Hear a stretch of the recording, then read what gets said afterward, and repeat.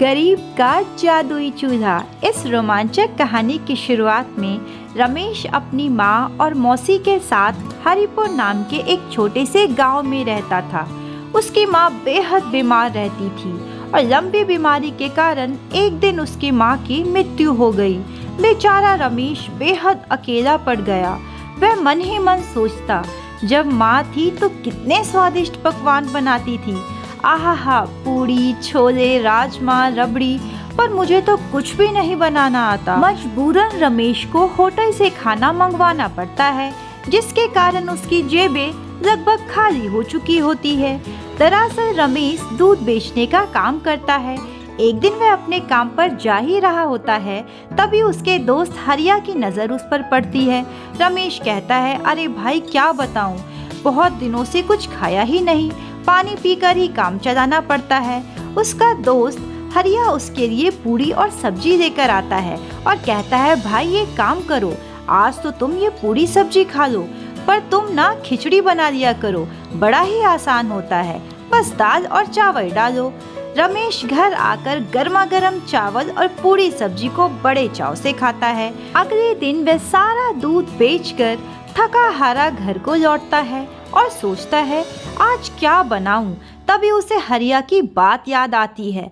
वह जल्दी से अपने रसोई घर में जाता है, एक मुट्ठी दाल और चावल को अपने चूल्हे पर चढ़ाता है और चढ़ाकर फिर कुछ देर के लिए टहलने जाता है। जब वह वापस आता है तो देखता है कि खिचड़ी पककर तैयार हो चुकी है। वह सोचता है, अरे वाह भाई वाह, ये तो बड़ा ही आसान था, अब हर रोज खिचड़ी ही बनाऊंगा। अगली सुबह वह फिर से रसोई घर में आता है। वह सोचता है, आज कुछ सब्जी भी बना लेता हूँ। जैसे मेरे बाबा टमाटर, गोभी, गाजर, शलगम को काटा करते थे और मेरी माँ हमारे लिए स्वादिष्ट खाना पकाया करती थी, वैसे ही आज सब्जियाँ भी काट लेता हूँ। वह टमाटर, गोभी और गाजर को काट लेता है और चावल के साथ मिलाकर चूल्हे पर चढ़ा देता है और मन ही मन सोचता है, कितना अच्छा होता अगर इस चूल्हे पर अपने आप ही खाना पक जाता।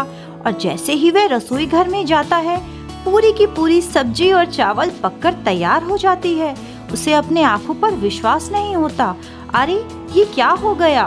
वह अपने मन में कुछ सोचता है कि ये काम करता हूँ, एक बार फिर से पका कर देखता हूँ। और इस बार वह कड़ी चावल बनाता है। वह कड़ी को और चावल को चूल्हे पर डाल देता है, कच्चा और साबुत। थोड़ी ही देर में अद्भुत प्रकाश के साथ कड़ी चावल बनकर गर्मा गर्म तैयार हो जाता है। उसे तो बिल्कुल भी विश्वास नहीं होता।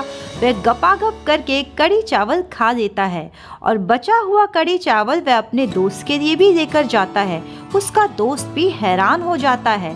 तब रमेश हरिया को जादुई चूल्हे के बारे में सारी बातें बताता है और कहता है, भाई आज से गांव में कोई भी भूखे पेट नहीं सोएगा।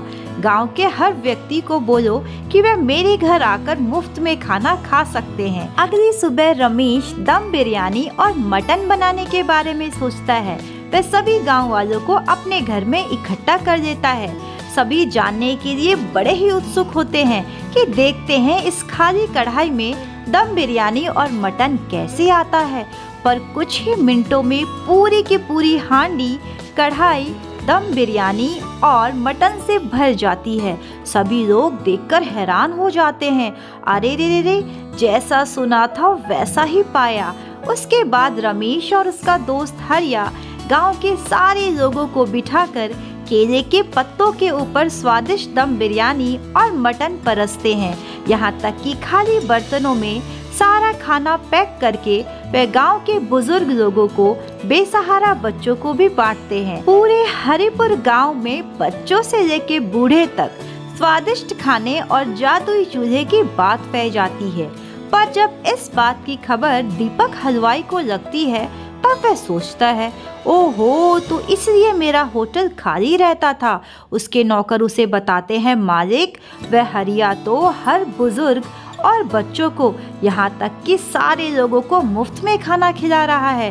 तभी दीपक हलवाई के दिमाग में एक चाल आती है। दीपक हलवाई अगली सुबह अपने नौकरों के साथ रमेश से जाकर मिलता है और कहता है, भाई एक काम कर, हम सब एक बहुत बड़ा होटल खोल लेते हैं। तू अपना जादुई चूल्हा मुझे दे दे, मेरे पास तो ग्राहकों की कोई कमी नहीं है। इस तरह से मिल बांट कर मुनाफा कमाएंगे, आखिर हम सब एक ही गांव में तो रहते हैं। तभी रमेश सोचता है, हाँ, ये बुरा तो नहीं है वैसे, और वो इस बात के लिए मान जाता है। अगले दिन से दीपक हलवाई उसके जादुई चूल्हे पर खाना बनाता है। देखते ही देखते खाना दुगना हो जाता है और उसके होटल में ग्राहकों की लाइन लग जाती है। पर दीपक हलवाई की नीयत साफ नहीं होती। एक दिन वह अपने नौकर से कहता है, मेरे पास एक कमाल की तरकीब है, हम शहर में जाकर एक नया व्यापार शुरू करेंगे। मैं इस रमेश से कहता हूँ कि ऐसे 2-3 चूल्हे मुझे और बनाकर दे दे, मैं उसके ऊपर दबाव डालूंगा। वो ठहरा भोला भाला, समझ नहीं पाएगा। अगले दिन वह रमेश से ये सारी बातें करता है। बेचारा रमेश परेशान हो जाता है, अरे वो चूल्हा तो मेरी माँ का था, भला अब मैं ऐसे 2-3 चूल्हे कैसे बना पाऊंगा। पर अगर मैं नहीं कर पाया तो वो मुझे छोड़ेगा नहीं। ऐसा सोचकर वह मिट्टी से एक ही तरह के 3 चूल्हे बना लेता है, जिसमें से वह अपनी माँ का चूल्हा अपने पास रख देता है और बाकी 2 चूल्हे वह उस दीपक हलवाई को दे देता है। दीपक हलवाई कहता है, अरे भाई, ये तो तूने बड़ा ही अच्छा किया, अब तुम निश्चिंत होकर घर जाओ।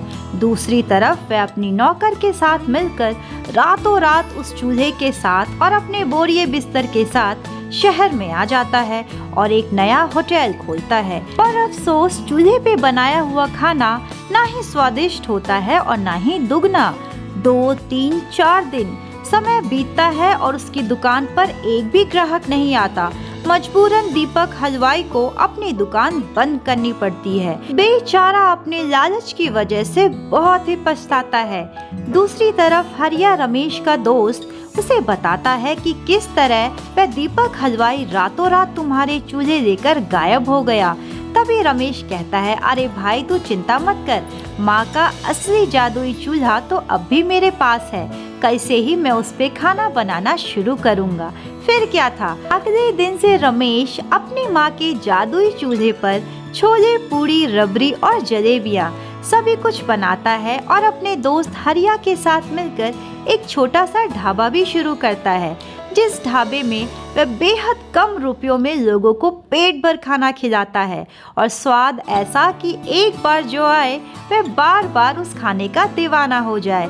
इस तरह से दोनों को खूब ही मुनाफा होता है और साथ ही साथ गांव के सारे बुजुर्ग, असहाय लोग मुफ्त में पेट भर के खाना खा पाते हैं। So I hope you enjoyed this beautiful story. Show your support and interest by subscribing the channel. Thank you for watching.